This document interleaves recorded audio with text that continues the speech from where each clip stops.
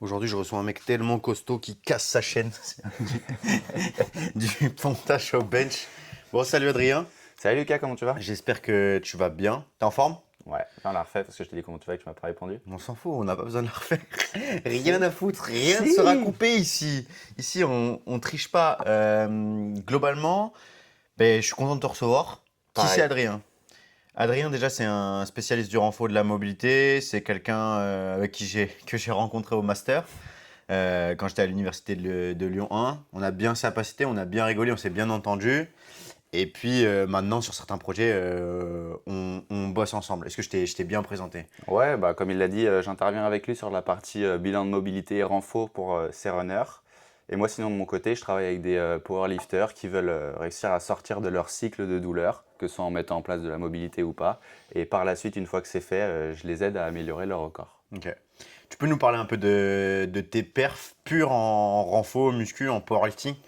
Donc moi maintenant, je pratique majoritairement le powerlifting. Actuellement, j'ai un max au bench à 145, un squat à 170 et un deadlift à 210. Ok. Et, euh, et globalement, toi, aujourd'hui, du coup, tu bosses avec des powerlifters et Ouais. certains de mes coureurs.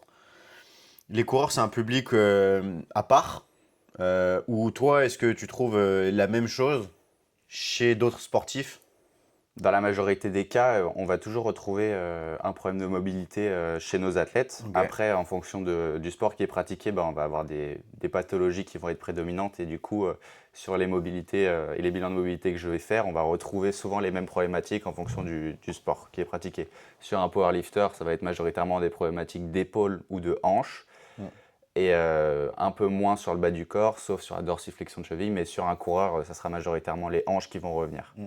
Ouais, il y a un truc qu'on remarque, et tu sais, je faisais des stats un peu sur les datas qu'on avait, et 90% des gens, c'est les rotations internes de hanches qui manquent, par exemple, quand il y a un syndrome de l'essuie-glace, qui est aussi le cas quand il y a la cheville, Mm. enfin, par exemple, sur des périostites ou autres, parce qu'en fait, quand la hanche fait pas le job, on se rend compte que derrière, ça fait pas forcément le boulot. Tout à Toi, fait. t'as un Master 2 en prépa physique mentale réathlé. C'est quoi la partie que les gens sous-estiment de cette formation? Parce que des fois, ils connaissent même pas cette formation. Tu l'as dit juste avant en parlant d'analyse de données, mais il y a une grosse partie sur les statistiques qui est très importante parce que, mis à part ce que nous on voit dans la vraie vie quand on est avec un client, si on n'a pas des vraies données ou des vraies informations derrière, je ne sais pas si on prend par exemple un sport collectif, toutes les informations sur les kilomètres qui sont parcourus, sur la quantité de kilos qui sont soulevés lorsqu'ils sont en séance de prépa, sur des données de sommeil, de stress et d'alimentation.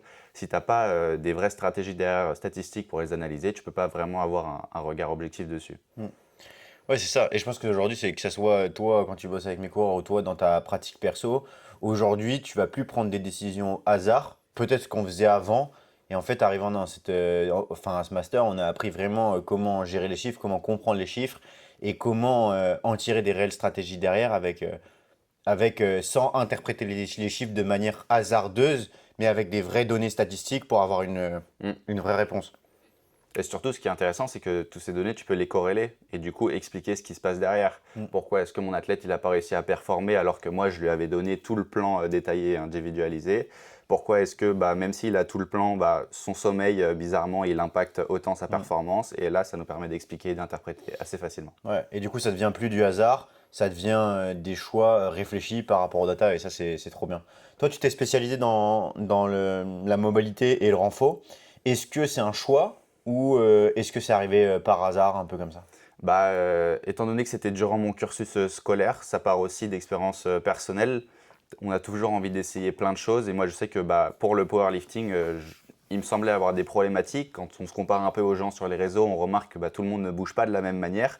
Même si ça vient un peu de la génétique ou des sports qui ont été pratiqués plus jeunes, tu te dis qu'il y a aussi peut-être un travail derrière, ce travail de mobilité. Et en le testant, je me suis rendu compte que j'avais plein de choses à faire et sur lesquelles je devais progresser. Donc, je me suis personnalisé et surtout professionnalisé là-dedans pour pouvoir améliorer la mobilité d'autres personnes, puisque c'est aussi, si c'était mon problème, ça veut dire que c'est aussi le problème d'autres personnes. Mm.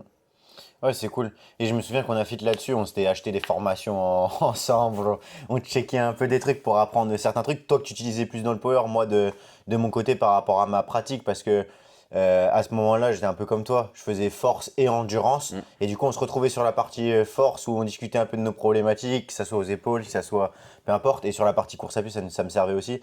Donc c'était giga cool. Et bah, du coup, ça fait quand même un petit bout de temps que tu commences à accompagner des athlètes. C'est quoi le premier athlète que toi, tu as accompagné?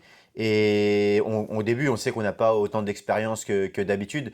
Donc concrètement, on sait qu'on s'améliore avec le temps. Moi, je faisais n'importe quoi, tu sais, avec mes athlètes au début. Toi, avec cet athlète, qu'est-ce que tu as potentiellement raté? Qu'est-ce que tu changerais? Est-ce que tu as un souvenir là-dessus? Bah, en fait, quand tu te penches vraiment sur un sujet, ici, par exemple la mobilité, je me souviens que j'accompagnais un athlète de power avec qui je me dis, ouais, bon, je vais regarder sa mobilité parce que c'est sûrement ça ce qui penche, puisqu'il est actuellement sur un gros plateau et il a des petites gênes qui apparaissent. Et en fait, effectivement, il avait une grosse problématique au niveau des hanches et ça faisait que ça bloquait pas mal sur son squat, sur son deadlift et surtout, ça entraînait des grosses surcharges, donc des douleurs au lombaire, des douleurs au niveau des fesses. Hmm. Et bah, c'est problématique parce que quand tu as des grosses douleurs comme ça, tu ne peux pas continuer à pratiquer. Ok. Et en fait, en mettant en place toutes ces choses-là, je me suis pas rendu compte que j'avais mis en place plein de choses, trop de choses. Et en mettant trop de choses, bah, tu peux plus avancer parce que quand tu veux développer une partie sur la mobilité, tu es obligé de le faire intelligemment. Et notamment dans l'idée du powerlifting, quand tu fais Hmm. du powerlifting, tu dois progresser sur 3 mouvements. Et si tu veux essayer de progresser sur tes 3 mouvements plus progresser sur de la mobilité, en fait, à un moment, tu crées de la fatigue et les effets d'amélioration que tu souhaites, tu vas pas forcément les avoir au même moment. Donc, j'avais pas essayé de découper, j'avais essayé de tout faire en même temps et c'était ça la problématique, c'est que on a amélioré la mobilité, mais il progressait pas en bench, il progressait pas en squat, il progressait pas en deadlift Hmm. et bah c'était pas ce qu'on voulait avec la tête et je me rendais pas compte sur le moment. Ok.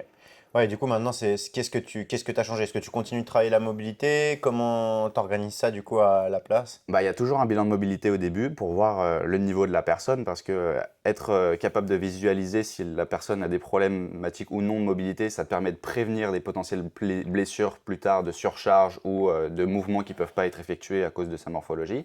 Et donc maintenant, on travaille principalement sur une approche avec d'abord une partie de mobilité s'il y a vraiment un point clair à travailler et par la suite, on remonte progressivement sur les parties du powerlifting de manière à ce que tu sois graduel et que tu fasses d'abord un effet mobilité, puis un effet spécifique. Ok, hyper intéressant. Et là, tu m'as évoqué un point, tu m'as parlé du bilan de mobilité. Est-ce que tu peux m'expliquer, même si pour expliquer un peu à tout le monde, parce que je pense que c'est hyper intéressant, à quoi ça ressemble un bilan de mobilité de A à Z? Un bilan de mobilité de A à Z. Donc ici, le format il est majoritairement en distanciel. Ça Mm. va durer 1h15 au total. Donc on va avoir 1 heure de bilan en distanciel avec des capsules vidéo qui sont envoyées au client pour qu'il puisse effectuer lui-même les mouvements et se record en même temps. Comme ça, moi, je peux avoir par la suite un affichage sans avoir besoin de me déplacer forcément. Mm. Le bilan de mobilité il va être global, donc même si c'est un coureur, on va regarder aussi la mobilité du haut du corps parce que c'est important et ça permet de prévenir des problèmes et d'autres pathologies. Mm. Donc on va regarder la mobilité d'épaule, on va regarder la mobilité thoracique, la mobilité de la colonne vertébrale, la mobilité des hanches, des genoux et des chevilles. Et on va les regarder individuellement, mais on va aussi regarder globalement pour se dire, ok, peut-être qu'il a une douleur au niveau du genou, on va regarder au niveau de la hanche, ça vient sûrement de là puisque c'est l'articulation la plus mobile à ce niveau-là. Et on va aussi regarder la cheville parce que c'est deux causes qui peuvent expliquer. Ok. Et après, donc, une fois que ces 1 heure de bilan de mobilité, ils ont été effectués, on a 15 minutes d'interprétation par la suite pour dire quels sont les axes de travail majeurs, quelles sont les parties qui potentiellement nécessiteraient un travail mais pour la pratique ne sont pas forcément importantes. Et de là émane le bilan. Ok. Et Donc, donc l'athlète, pardon, il repart avec ses exercices à faire et ses devoirs, plus dans le bilan de mobilité, il a aussi des connaissances pour comprendre la mobilité, à quoi ça sert, pourquoi est-ce que ça peut créer des douleurs, comment l'améliorer. ok. Donc, si je résume, toi, ce que tu fais, c'est que tu regardes un peu l'historique de l'athlète. Mm. Tu vas regarder l'ensemble de la mobilité, mais te cibler sur lui autour de sa problématique et ce qu'il peut y avoir à ce niveau-là. Et lui proposer une analyse avec pas forcément tout le travail, mais ses axes prioritaires par rapport à sa problématique. Exactement. Ok, trop cool. Et toi, c'est quoi du coup, quand tu as un bilan de mobilité, etc., c'est quoi la chose que tu regardes en premier? Bah déjà, on va questionner la personne. On va lui questionner au préalable sur sa pratique, si elle a des douleurs qui sont présentes ou non, si elle a déjà expérimenté avant d'autres blessures. Et ça nous permettra de savoir par la suite, lors du bilan de mobilité, bah, ok, je vois qu'en termes de rotation de hanche, il a un gros déficit. Est-ce que ça peut être expliqué et en lien avec la douleur et les blessures qu'il a déjà eues avant ou non? Et de là, Si je me dis qu'il a déjà été blessé, par exemple, sur un ligament croisé, je vais partir du fait qu'au niveau des hanches, il a besoin d'un bon travail et qu'il faut continuer ce travail-là pour éviter une potentielle rechute plus tard. Ok. Donc ça, c'est ce que tu demandes au coureur avant de le tester. Ouais. Ok. Et est-ce qu'il y a, il y a des tests qui te donnent plus d'informations à lui tout seul que d'autres tests? Enfin, est-ce qu'il y a des tests plus importants que d'autres? Bah, forcément, il y a toujours un test qui est ciblé sur une articulation en elle-même, mais le gros du travail, on l'a en faisant une approche plutôt combinée. On va regarder l'ensemble des tests et comme je l'ai dit juste avant, on va travailler surtout sur un format articulation bas du corps, un format articulation haut du corps. Mm. Bon, d'une manière générale, une problématique de mobilité d'épaule va pas forcément affecter une problématique de mobilité au niveau de la cheville ou une douleur au niveau de la cheville, mais si on prend l'exemple d'avant, une problématique de hanche en Mm. termes de mobilité va sûrement affecter le genou, Ouais. voire la cheville. Mm. Et pareil, si c'est une problématique de raideur au niveau de la chaîne postérieure. De toute façon, on le voit dans les stats. Quand on regarde purement les problèmes, les gens qui viennent nous voir pour un syndrome de l'essuie-glace, on se rend compte qu'ils ont tous un problème de mobilité de rotation interne de hanche qui est potentiellement dû à la rotation interne de hanche ou à la rotation externe ou à autre chose quand on fait le bilan. Mm. Mais souvent, c'est la première chose qu'on regarde parce qu'on sait souvent que c'est corrélé. Et je pense que 100% des gens qui viennent nous voir pour un syndrome de l'essuie-glace ont un problème de rotation interne de hanche. Non pas forcément que ça, et sur le reste ont d'autres problématiques, mais à ce niveau-là, c'est quelque chose qui est très De pertinent. toute En façon, tout ils cas. se reconnaîtront, ils ont tous l'exercice à faire chez eux, donc C'est ils ne sont sûr. pas tout seuls. Et bah, du coup, c'est intéressant. Une fois qu'on a fait le bilan, avec quoi il repart globalement le coureur, que ce soit chez toi ou quand il bosse ou avec tes Euh, powerlifters, toi? Il repart avec quoi? Comme on le disait juste avant, ils ont un PDF total avec la synthèse du bilan de mobilité, les axes majeurs de travail et s'il y a d'autres choses qu'on a vues, par exemple sur l'épaule, si c'est sur des runners, on va leur signifier que sur l'épaule, on a vu quand même un manque de mobilité, mais que ce n'était pas hyper important. À défaut, ou lorsque je suis avec des powerlifters, l'épaule c'est beaucoup plus important et toutes les parties du corps sont importantes puisque les mouvements ils couvrent le haut du corps et le bas du corps. Et là, on va vraiment mettre des axes de travaux différents. Ok. Mais en plus de cette synthèse, on a donc le livret avec les 3 exercices. Ces 3 exercices, ils ont un lien vidéo pour que la personne elle puisse les faire en autonomie toute seule et plusieurs fois dans la semaine avec les critères de réalisation, mais aussi des contre-indications. Si jamais il y a de la douleur qui apparaît, qu'est-ce qu'il faut faire, éviter certaines choses pour pas que ça réirrite, etc.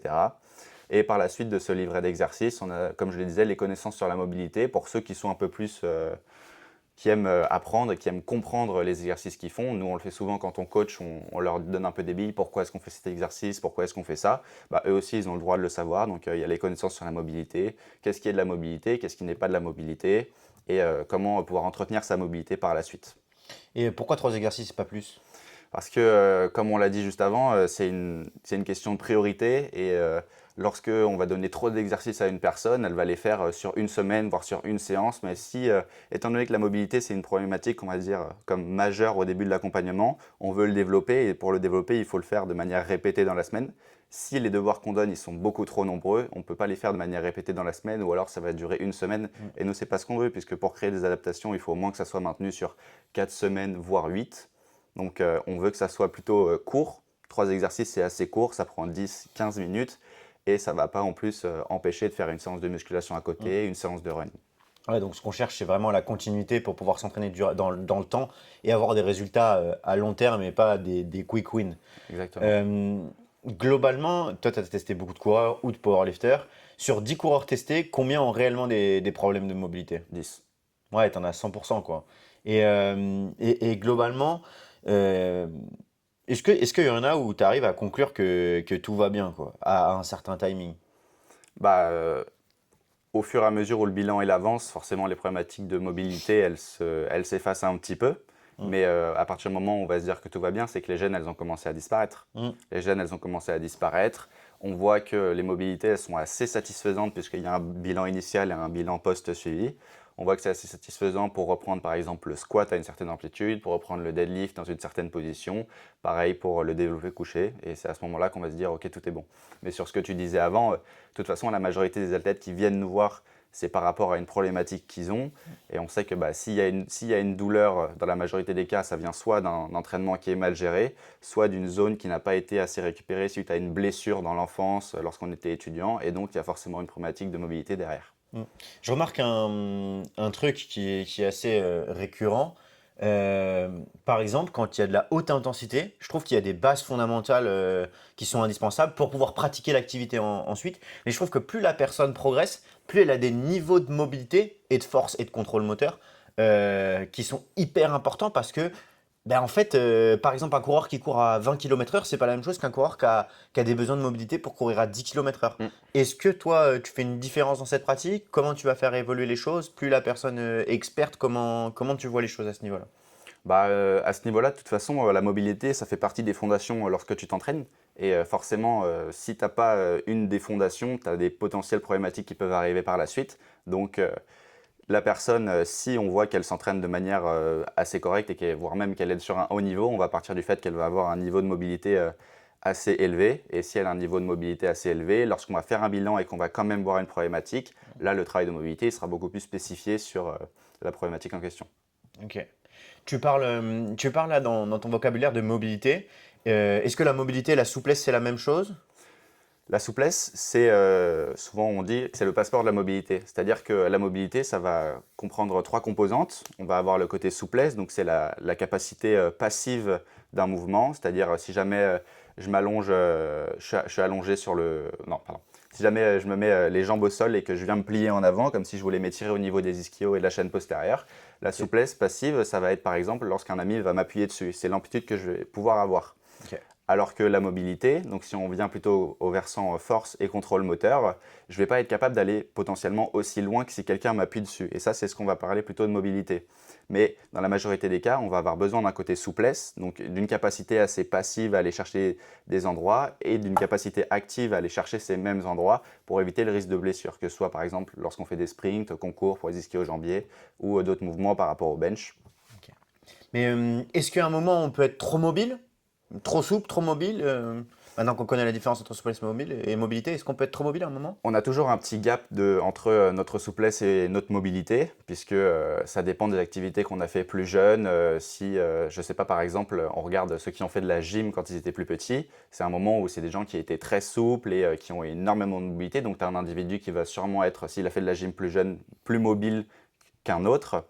Après, oui, on peut parler d'hyper souplesse et ça peut être une problématique plus tard. Ça se règle souvent chez le kiné, mais ça veut dire que notre corps il est capable d'aller dans des amplitudes sans qu'on ait à générer de force. Et dans certains moments, on peut avoir des problématiques de subluxation ou autres. Et dans ce cas-là, c'est intéressant d'aller mettre en place du travail où on vient forcer sur les fins d'amplitude pour essayer de réguler ce gap entre la souplesse et la mobilité qu'on a. Ok, très intéressant. Et si il y a quelqu'un qui veut te dire, enfin qui vient te voir et qui te dit, moi je veux me renforcer, tu vas commencer par quoi?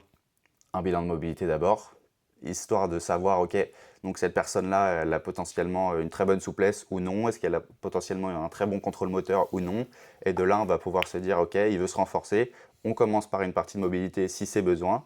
Si, dans ce cas-là, on n'a pas besoin de partie de mobilité, on va pouvoir partir au renforcement classique pour l'activité qu'il a envie de pratiquer.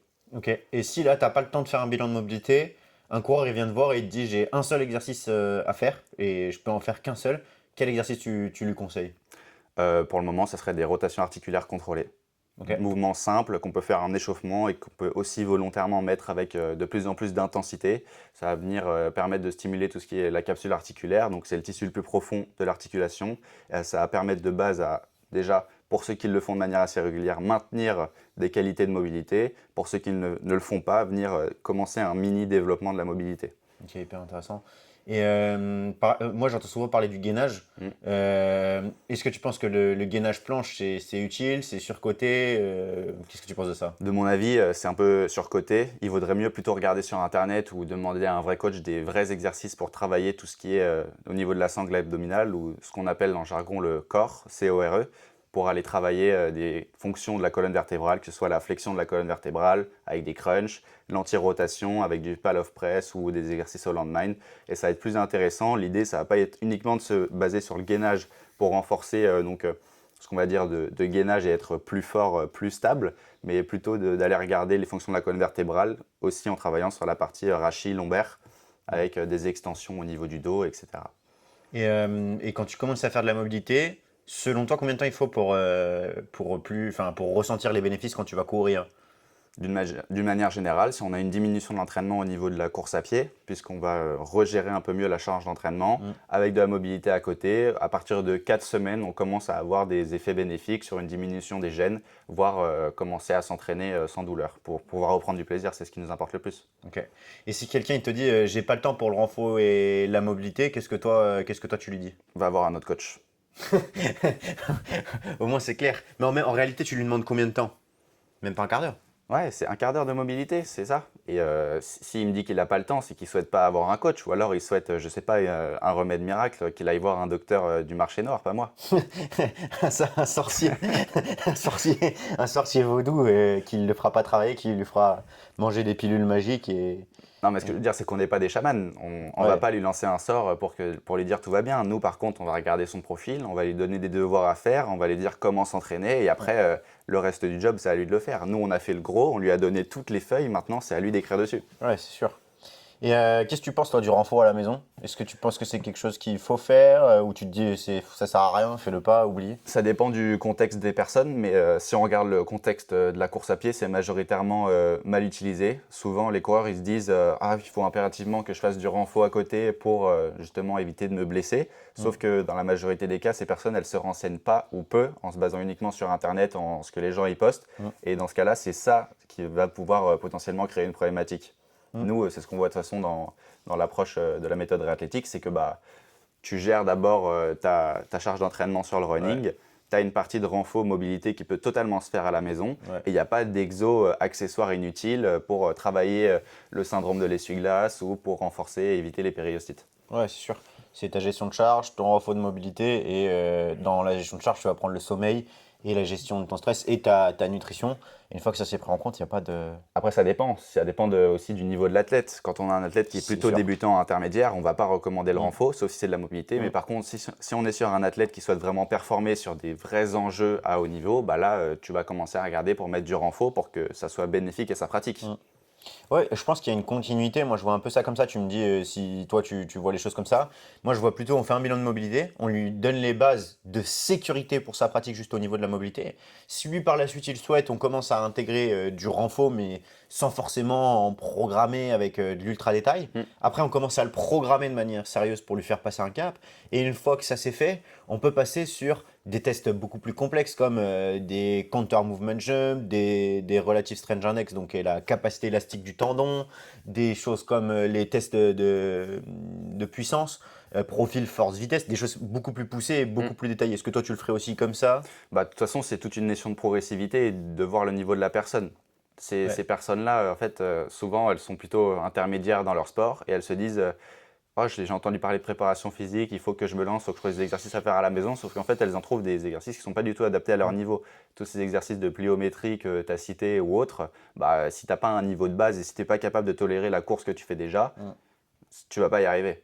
Tu vas pas y arriver clairement et ça va surtout être beaucoup plus délétère pour ta pratique que tu ne le penses. Ouais, mais ça, je rejoins pas mal là-dessus, sur la DME, c'est-à-dire nous, notre objectif, c'est de chercher toujours ce qui va nous faire, avec un minimum d'effort, progresser le plus. Et des fois, c'est pas, tu vois, ça me fait rire parce qu'il y a une cliente qui m'a envoyé un message l'autre jour qui me dit Hello Lucas, je viens de voir une vidéo sur internet, je veux faire ce truc. Et tu vois, j'ai désamorcé un peu le truc en lui disant pourquoi tu veux faire ce truc? Parce que j'ai vu une vidéo. Enfin, c'est pas la raison pour laquelle vous devez faire un truc. D'ailleurs, sur internet, on voit plein de trucs archi fake, des choses comme ça. Sur quoi, toi, d'ailleurs, t'es complètement en désaccord sur ce qu'on raconte dans le milieu du running? S'il y a des trucs. J'allais relancer sur ce que tu disais justement avec le power, sur le fait que nous aussi, quand on regarde un peu Internet, on voit des athlètes comme, je sais pas, Brutus ou The Panache qui s'entraînent 5 à 6 fois par semaine, ils font 5 à 6 fois du développé couché, du squat, du deadlift, et en fait ça paraît totalement hors norme, et on se dit, putain, mais ces mecs, ils ont des records de France, voire des records du monde, j'ai envie de m'entraîner comme eux parce que moi aussi, j'ai envie d'être aussi bon, mais en fait, ce qu'on voit pas derrière, c'est que ces mecs-là, ça fait 10 ans qu'ils pratiquent, donc ils ont de quoi tanker une bonne grosse base d'entraînement. Et toi, quand tu veux faire ça, ça fait, je sais pas, 6 mois que tu t'entraînes, voire 1 an, et tu n'es absolument pas capable au niveau structurel, que ce soit ton articulation, tes tendons ou tes muscles, de tanker ça. Et c'est pour ça que tu te blesses en fait. Oui, c'est sûr. Ouais, donc. Mais par rapport au running et ta question, il y a cette idée du renforcement sur laquelle moi je suis quasiment pas du tout d'accord. C'est pas du tout obligatoire quand tu es une personne intermédiaire, voire débutante. Par contre, la partie mobilité, je ne la considère pas comme de la préparation physique parce que pour moi, c'est du mouvement global que tout le monde devrait faire dans la vie de tous les jours, que ce soit un runner, que tu sois une personne cadre et sédentaire qui fait que travailler dans un bureau toute la journée. Tu as besoin de périodes de mobilité pour que justement éviter que la position assise et immobile, elle te crée plus de défauts plus tard quand tu seras plus vieux. Donc c'est vraiment le point sur lequel je m'axe le plus. Ouais, et tu vois, je reviens là-dessus, on voit plein d'exercices sur Internet, etc. Toi, tu as conseillé les rotations articulaires contrôlées tout à l'heure. Mais est-ce qu'il y a un exercice que tu ferais jamais faire à quelqu'un? Un truc un peu populaire que tu ferais toi Moi, je pense que jamais faire? tout ce que souvent les gens, il y avait un peu une trend sur les réseaux où avec le running, on conseillait de faire beaucoup de pliométrie. Mm. Quand on part du fait que la course, c'est déjà une activité un peu pliométrique en Ouais. fonction de la vitesse à laquelle tu vas, je pars du fait que si tu en rajoutes, ça serait juste ajouter plus de charge que d'avoir d'effets bénéfiques que tu pourrais réellement avoir. Mm. Et dans l'inverse, quand tu commences à avoir un bon niveau, il vaudrait mieux travailler avec des charges un peu plus lourdes et des mouvements plus lents. Mm. Ça serait beaucoup plus intéressant que de se rajouter plus de sauts alors que ton activité elle commence déjà à sauter. Ouais, ça te permettrait d'avoir le spectre, pardon, excuse-moi, le spectre complet entre la force et la pliométrie, c'est ça? Mhm. Ok. Et pareil, sur les réseaux, je vois pas mal d'étirements, ce qui peut être intéressant de temps en temps. Est-ce que tu penses que c'est utile de faire des étirements avant de courir ou pas du tout? Moi, je suis parti plutôt de l'école. De toute façon, c'est ce qu'on m'a appris à l'école, mais pas de manière binaire. On nous a expliqué pourquoi. Sur le fait que les étirements, c'est pas forcément hyper intéressant pour la performance, puisque ça entraîne surtout au niveau physiologique des effets plutôt négatifs, comme des pertes de coordination ou autres. Et lorsque tu fais ta course, tu n'as pas envie d'avoir des effets comme ça. Mm. Et surtout, souvent, tout dépend de la manière dont les étirements ils sont effectués, mais c'est plutôt dans l'idée de venir chercher un moment de détente. Quand on finit une séance de sport, certains coachs privés aiment bien mettre un petit moment de détente, cool down avec 5 minutes d'étirement. Bon, c'est des étirements à basse intensité sur souvent les parties qui n'ont pas été travaillées. Donc ça, c'est plutôt intéressant, histoire de faire comprendre aux clients, j'ai mon moment de détente, je me calme, j'ai été intensif et là, c'est bon. Mais d'une manière générale, moi, je recommanderais beaucoup plus les étirements à espacer à quelques heures de la séance d'entraînement. Si c'est vraiment pour aller chercher un objectif de se relâcher. Mais si l'idée, c'est de gagner en souplesse, autant faire de la mobilité. Ouais. Parce qu'avec de la mobilité, tu vas avoir ce développement de souplesse. Et en plus, tout gain de souplesse dans lequel tu n'es pas capable de mettre de la force, c'est des gains que tu vas perdre plus tard. Donc ça n'a aucun intérêt de faire juste de la souplesse. Ok. Donc avant l'entraînement, je privilégierais plutôt de la mobilité, histoire de venir augmenter l'espace de notre capsule articulaire et donc avoir des mouvements plus fluides et plus grands. Ouais, et de la souplesse du coup a posteriori si tu as un peu plus de temps le soir Mm. ou autre, mais pas en priorité. Non, pas en priorité. En vrai, c'est plutôt bien de faire de la souplesse, par exemple, avant de se coucher, histoire de venir un peu allumer notre système nerveux parasympathique, se mettre dans un moment de repos, calme et commencer à dire au cerveau, bon là, je me repose, on active la récupération, comme ça demain on peut aller s'entraîner sans aucune douleur. Ça c'est marrant parce que tu vois sur les exercices de mobilité, tu vois c'est peut-être pas des choses qu'on nous on pensait il y a 5 ans, même en termes de souplesse, c'est pas non plus des choses qu'on avait cette vision là de la chose. Même tu vois, je me vois au début du master avec toi, il y avait des choses qu'on pensait et au fur et à mesure qu'on passe du temps, on change d'avis. Qu'est-ce que toi, est-ce qu'il y a des sujets qui, il y a 5 ans, tu pensais pas du tout la même chose et aujourd'hui, c'est complètement différent et tu as modulé ta pensée? Moi, sur les étirements, j'avais totalement l'idée inverse parce que dans toute la pratique que j'ai fait 12 ans de football. À la fin de notre échauffement, une fois qu'on avait fait toutes nos gammes, talons-fesses, montée de genoux, pas chassé, on avait toujours une partie de 5 minutes où on faisait des bons étirements statiques, où on venait tirer sur les quads, sur les ischios, sur les adducteurs. Et à chaque fois que le coach nous les faisait faire, j'avais aucune connaissance sur le sujet. Il nous disait, bon allez, on s'étire bien, on vient bien chauffer, on évite de pouvoir se blesser dans la séance, machin, etc.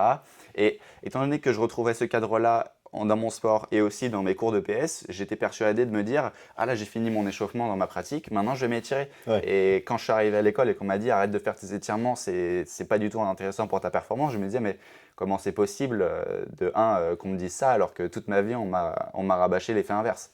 Ça me fusille parce qu'à chaque fois, en plus, tu utilises le mot école, alors que c'est quand même un master, tu sais, Ouais, ça. du sport. J'adore quand tu utilises le mot école, c'est absolument incroyable. Mais ouais. Mais bon, on est d'accord sur pas mal de points. Sur ce que tu dis, moi, je suis 100% d'accord avec ce que tu dis. Mais il y a des fois, nous deux, on n'a pas été forcément d'accord, ok? Il t'arrive souvent des fois de me dire que je me trompe sur certains points et moi je trouve ça génial parce que ça me permet d'avoir des gens, même que ce soit toi Ri, toi ou Antoine, on échange et des fois on n'est pas du tout d'accord, ça permet d'avoir le meilleur suivi pour les coachs. Est-ce que tu te souviens d'un sujet ou de quelque chose où on n'a pas été d'accord tous les deux et que tu aimerais partager?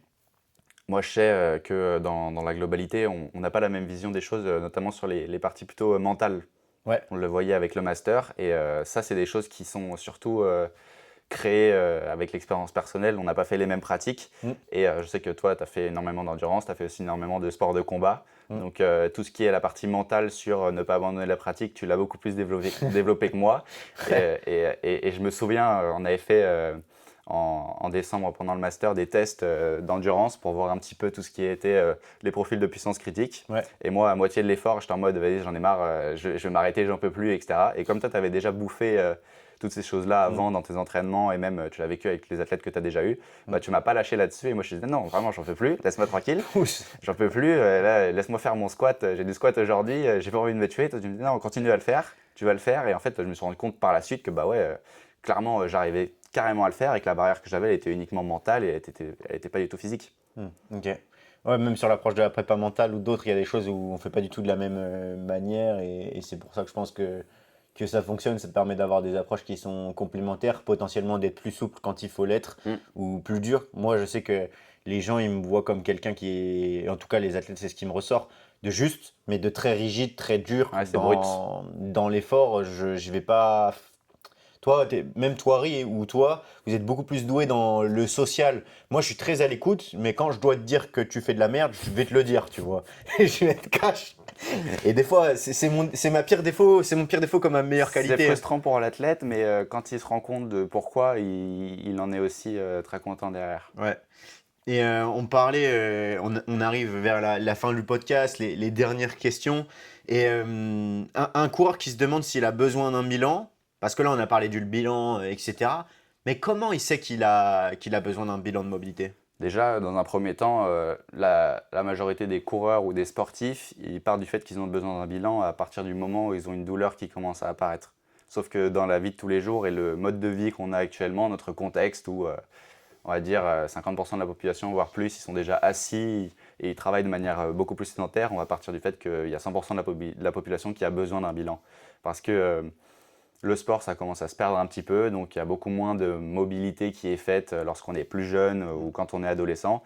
Et forcément, bah, comme c'est à ce moment-là qu'on crée le plus d'adaptation sur notre corps, bah, les parties de mobilité, elles ne sont pas du tout entretenues ou pas du tout développées. Et on a toujours besoin d'un bilan plus tard, quand on commence une pratique, de manière à pouvoir éviter ou minoriser le plus possible le risque de blessure. Ok, hyper intéressant. Et là, on a parlé plein de choses dans le podcast. On a parlé de la mobilité, on a parlé de la souplesse. Mais si les gens devaient retenir, tu vois, vraiment qu'une seule chose que tu veux qu'ils retiennent, avec quoi tu voudrais qu'ils partent? Allez sur Internet et faites des rotations articulaires contrôlées tous les jours ou tous les 2 jours.